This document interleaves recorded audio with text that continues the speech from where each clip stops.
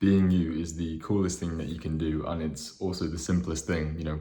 We often spend so much time and energy just devoting ourselves to trying to be like somebody else, whether it be our friends, our family, or even celebrities, that we often lose sight of who we are. I was once a kid who loved football. I'm no longer a kid, but I do still love football. However, there was a really interesting study that was carried out which basically looked into the effect of group involvement on children's sports behaviour. That study found that 98% of children decided to participate in a sport if it was adopted by their in-group. So this in-group would be their preferred friendship circle. Now, in contrast, that percentage dropped down to a whopping 49% if it was done by somebody from the out-group. What does that suggest? It tells us that the sport itself matters a lot less than the people who are playing it. Now, why is that? And that's because we all just desire to belong. It's a fundamental and evolutionary desire that we want to be part of a group. And often, as this study suggests, we will end up ditching a part of ourselves, changing a part of ourselves in order to fit in.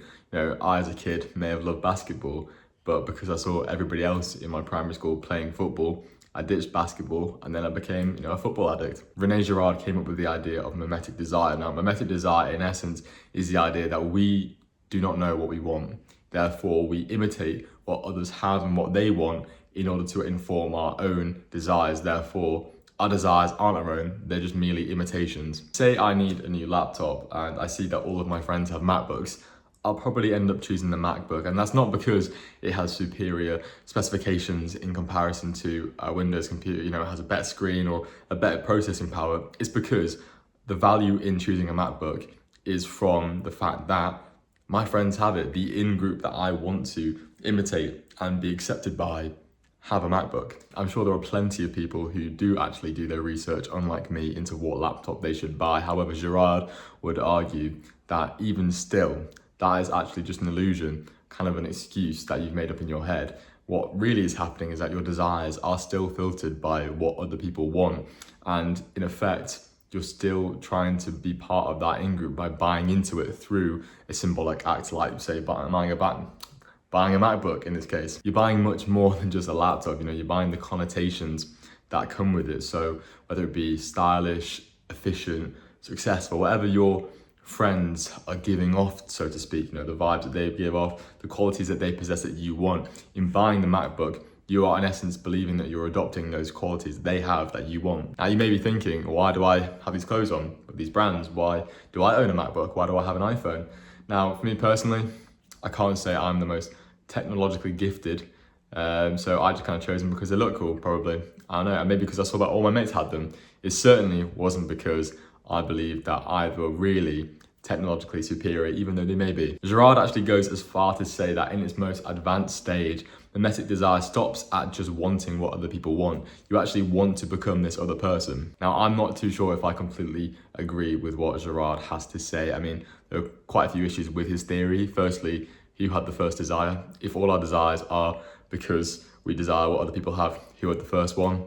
Bit of a chicken and egg right there. And also, I do think that we are capable of making autonomous decisions by ourselves, although I do think that yes, they are augmented heavily by what other people have. So even though his theory may not be watertight, I do believe that he captures the idea that we often place a lot of value on what other people possess and what they have, and we use that to kind of inform our own choices in life and also our self-worth, because we place so much emphasis on what other people are doing that we often lose sight of ourselves. And throughout my own life, I've certainly felt at times that I've lost sight on what I actually want in life because I've become so focused on what other people have and what their lives look like. I've downplayed or changed things in my own life just to fit in, whether it be at primary school probably, high school, or throughout university.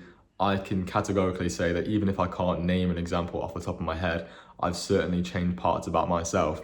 Now, hindsight is 2020. I can look back at them now and there's probably a tinge of sadness and shame even that, why did I feel the need to change myself? But the scary part of it all is that at the time, it just felt so normal and natural that I would ditch, carve out and throw away some part of myself because I felt that I had to do so in order to fit in with a group, in evolutionary terms, to survive. It was almost as if it was a given that I had to change parts of me in order to be liked and accepted. So why did I feel the need to change? Why did I feel that happiness was on the other side of change? Evidently, I must have thought that I wasn't enough, that I lacked something, that I was inadequate. And, we can only feel an absence when we compare ourselves to others. So I was probably caught up in just looking at what other people had and looking back at myself and thinking, I don't have that, therefore I'm not enough. So this desire for what others have, in my opinion, really stems from the fact that we don't feel that we're enough, that there is a void here that needs to be filled, and we think we've identified the answer. We think that the answer is seeing that other people's lives are perfect, they're flawless, therefore I want what they have because in what they have looks great, looks fantastic, and I want a bit of that in my own life. Now, social media has only served to amplify this effect. Before social media, we could only really compare ourselves to our immediate circle. So this would include, our friends, our family, our co-workers, even our neighbors. So mimetic desire had boundaries, it couldn't push past our immediate circle and look elsewhere really. Now though, we can literally compare ourselves to anybody in the world at any time from the convenience of our phones. So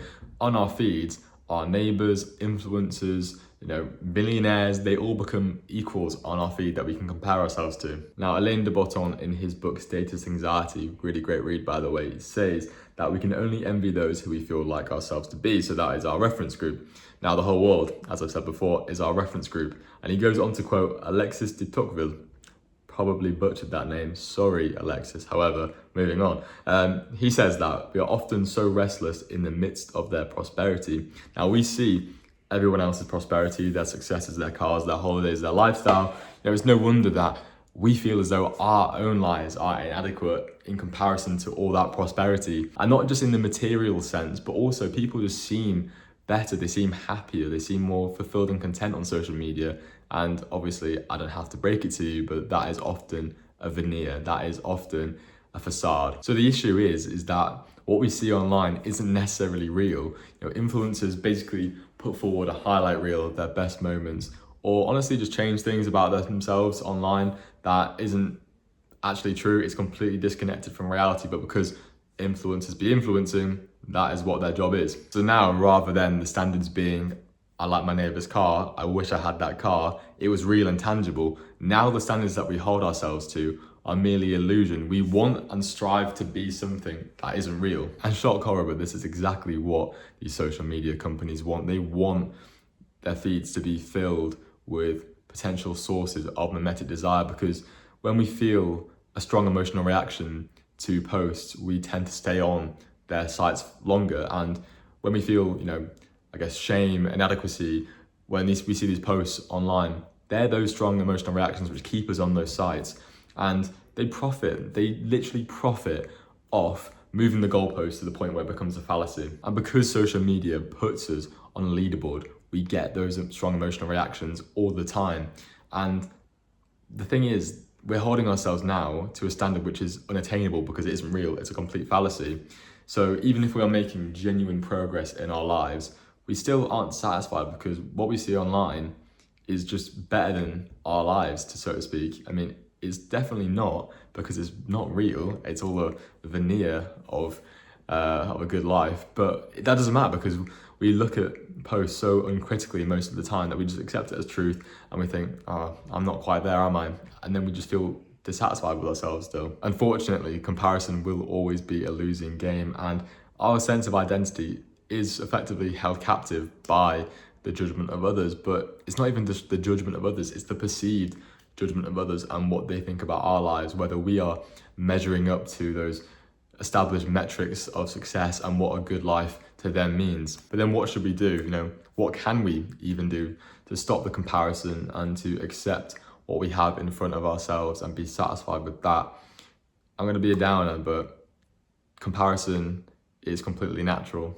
Mimetic desire, therefore, we can't completely get rid of it. That's an impossibility. Imitation is just a fundamental part of human life, but what we can do is choose more intentionally, not just in a material sense, but also in a spiritual and personal sense. And there are a few things which I've written down here, which I'll read off, which can help you cultivate choosing what you want with intention, or identifying what you want more. This can be as simple as just writing what truly matters down to you. I journal a lot, so this is something that I've done personally. because I think we don't really spend time looking into ourselves often. We just kind of take ourselves as we are, and because we haven't really given a critical glance at who we are as individuals and what we actually want, just spending some time just going over what really matters to you in life is such a fruitful use of your time. I guess in a more practical sense, whether you're shopping, just taking a pause, assess, am I buying this because I actually need this thing, or am I buying it because I see others have it, therefore I want it because I feel it'll fill a void, or it'll make me like this person. Now on social media, you can curate your feeds so that they only really are filled with people who add value to your life rather than just trying to sell you a product. Now, these people that you keep, honestly, they'll probably be people that you will still seek to imitate. I do it too as well. However, you can definitely still have idols. I don't think there's anything intrinsically wrong with having people that you look up to, but it's definitely worth recognizing that you don't need to be that person. Do you even want to be that person? Because as you are is absolutely fine. You don't need to replicate everything this person does just because you admire what they do. But notwithstanding that list, I think the most important thing that we can do is cultivating self-acceptance. You won't feel the need to fill a void if you don't think a void is there to begin with. We are all already somebody without having to do anything. We often forget just our own intrinsic self-worth and our capacity to do good in this world, to contribute to this world and make it a better place by virtue of us existing. We have so many great qualities that we often just fail to see or ignore because we get so fixated on our perceived bad qualities or the ones that we don't have. Say with like a test, what are the answers that you remember? The ones you got wrong. You don't remember the 90% of answers you got right. You remember the 10% that you got wrong. And it pains me to see that we're all our own harshest critics. Think of when a friend does something wrong. You will be there to offer them support, offer them words of encouragement and to give them practical solutions. But say if we do something wrong, what do? We self-deprecate, we're so overly critical, we are ashamed of who we are sometimes. So we should learn to practice compassion, treat ourselves as we would want to be treated by others, love, self-care, understanding, because we do not offer any of those to ourselves as frequently as we should do. Now, when I say, practice self-compassion or accept yourself, I don't mean to be superficial when I say that. I personally don't have the answers. And you know what, I don't even have a myriad of sources with which I consult to make sure that I'm learning how to practice both of those qualities, because I'm also on the same journey as we all are. I'm still trying to make sure that I accept who I am and give myself the grace when I mess up or do something that I perceive as wrong. And it's it's an ongoing process. It's not something that you ever truly master, in my opinion. However, we can all still consciously try to take steps towards being a better friend to ourselves and accepting that we are so much as we are, and we all can contribute so much to the world as we are. So I don't want it to be considered that I'm trying to be an authority on this, because I'm truly not. There are so many other sources, whether it be books, podcasts, whatever, that you could consult, which would have kind of the guidelines that you can follow. But if anything, I just like this to be a gentle reminder that we should try and aspire to be compassionate and to accept ourselves. So my point is that we desire because we feel that there is something lacking, but in reality, there is nothing lacking at all. Self-worth isn't something that you have to prove or earn. Self-esteem, however, is something that will fluctuate depending on how you feel and depending on what you compare yourself to. When you see other people doing potentially better than you, naturally your self-esteem may fluctuate, but that doesn't change your self-worth. Life is great, and that doesn't mean that everything is going well, because it doesn't always go to plan, but intrinsically life is great, and we are so privileged to be here. I feel privileged to be here every day, and you know what? My time on this earth is short in comparison to how long time will run before and after I've been here, but I know how I want to spend my time, and that is being the first class version of myself rather than the second class version of somebody else. So as always, sending love, and I'll see you in the next one.